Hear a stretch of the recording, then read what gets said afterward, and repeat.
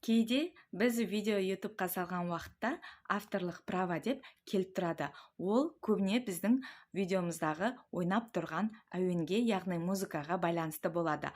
Ол музыканы біз тегін YouTube'тан өзінің YouTube'тың музыкаларын қолдану арқылы монетизациямызды жоғалтып алмай жалғастыруымызға болады. Ал ол музыкаларды қайдан аламыз деп сұрақ қойыңыз мүмкін әрине. Ол музыкалар YouTube'тың өзінің фонетика бөлімінде сақталған. YouTube'тың фонетика бөліміндегі музыкаларды өз видеоңызға қолданатын болсаңыз, сізден ешқандай авторлық правада, тағы да монетизацияға кері әсерінде тегізбей, бәрін өз ыңғайыңызға қарай қолданып, монетизацияда ақша табуыңызға болады.